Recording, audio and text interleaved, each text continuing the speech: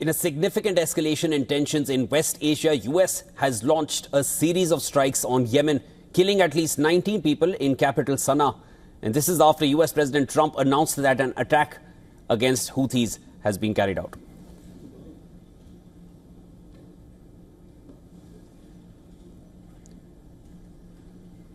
In a post on social media, Trump warned the rebel group that hell will rain down upon them if they do not abandon their campaign in the Red Sea. Trump further said that he will use overwhelming lethal force until the US achieved its objectives. He also hit out at Iran and threatened it to immediately halt support to the group.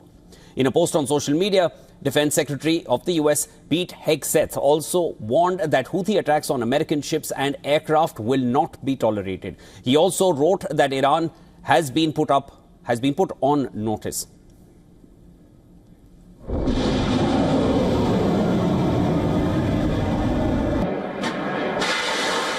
Now, these strikes represent the biggest US military operation in West Asia since Trump took office in January earlier this year. It comes days after the Houthis said they would resume attacks on Israeli vessels in response to the blockage of aid into Gaza.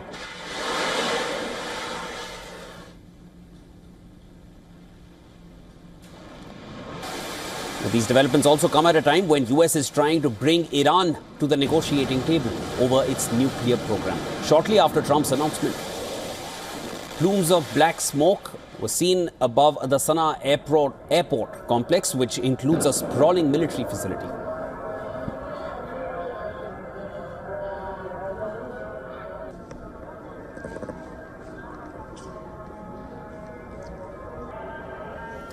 The Houthis also reported explosions in the northern province of Sadr, a stronghold of the Iran-backed militia. Houthi media office reported US strikes on a residential neighborhood in Sanaa's northern district of Shoab. Strikes were also reported in Garaf, which is home to Houthi-held military facilities and its political bureau. Also, southwestern Dhamar and the district of Abs. In a statement, the Houthis' political bureau described the attack as a war crime and threatened that it will not go unanswered.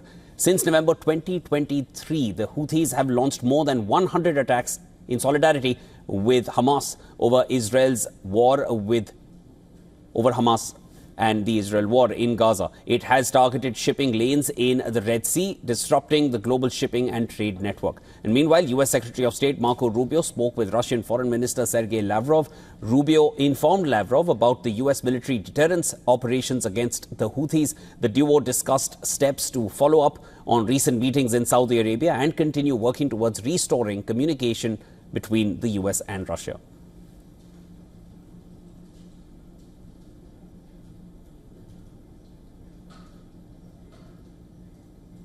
And to discuss this further, we were earlier joined by Adrian Calamel from New York. He's a fellow at the Arabian Peninsula Institute, terrorism and Middle Eastern scholar. Here's what he had to say.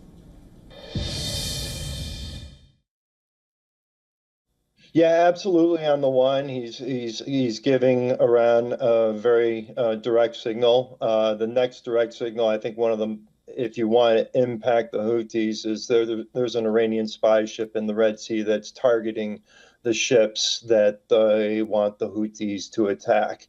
Now, as far as a deal goes, I think this is really a diplomatic measure by Trump.